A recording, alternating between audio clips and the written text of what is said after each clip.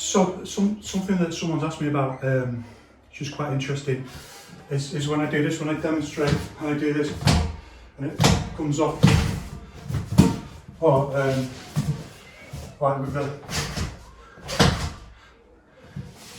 with the shoulder, or any part of the body where it's that basketball, and it's a bit like that, where you issue force in, then you relax and just, and again, pressure, relax, pressure. And why do I do that? So people ask me, like, what's that all about? Why am I doing that? And what that comes from is, like, I don't like this idea of training for push hands, so I want to be very careful about what I say about. I want to talk about push hands separately another time.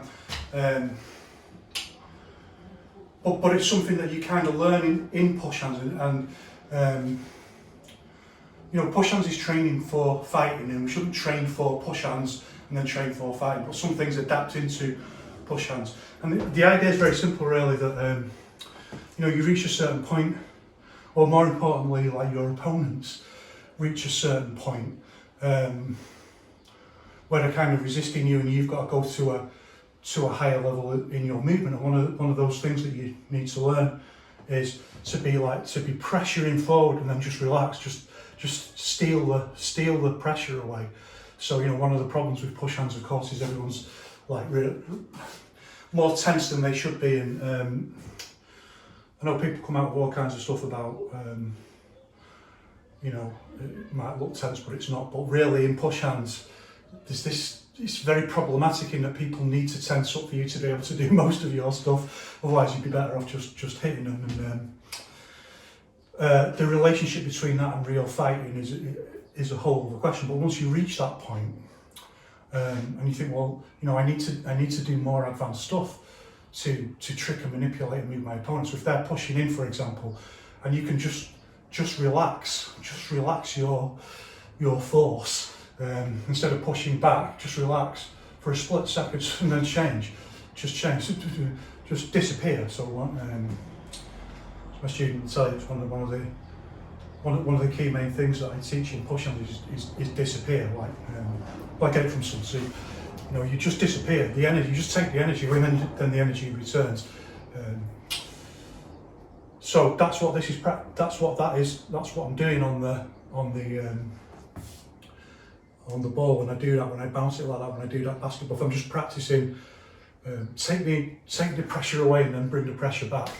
And you can do it completely. You can completely take the pressure away and then just let them come inside and then bring back the. It's obviously easy to show you in person, but that's what I'm doing when I do that. So the first thing we can call it, it's an intermediate movement. You can practice like just practice with one hand, like push and then just relax and then push in again, just like with Farley, but practicing from having some tension on the ball. Push and then relax and then just stop.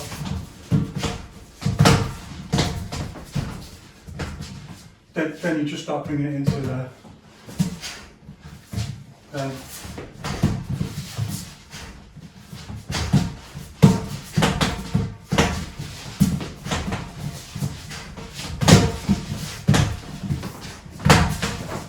Just start bringing it into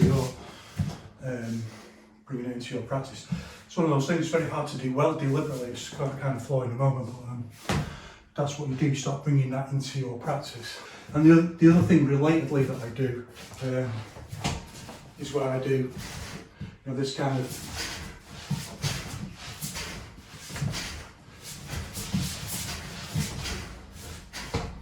Where I do 1, 2, 3. Usually do it 3. You can do it more, but 1, 2, 3, and that's for shaking your opponent, like 1, 2, 3. Just tricking their perception so that they tense one way, and then in some ways, the more advanced they are, the better, because then they go like they react to it in the way you want, and then you just go back to the original thing that you were doing, so you kind of double bluff them, or like 1, 2, 3 in the as you leave. And that's why I'm practicing that 1, 2, 3 thing, 1, 2, 3 thing on the back on the ball. And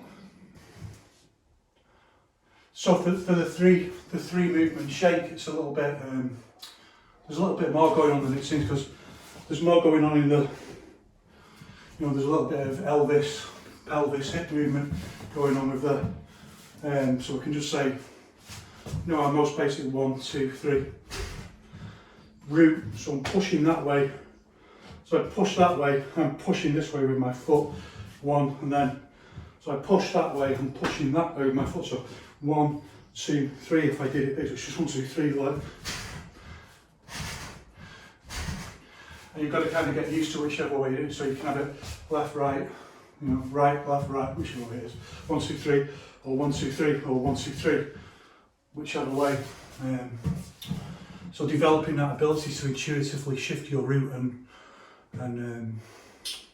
to shimmy the movement, to shimmy your root. Then you just bring it into like more advanced. Well, you can see that well. And the more abstract angles you can practice, the better. And the more things you're preparing for. And then you can just try it when someone's quite tense and just shimmy them and just try and get them to get them to react in any way that goes a little bit out of their control, and then you can straight away move in with the hit or whatever.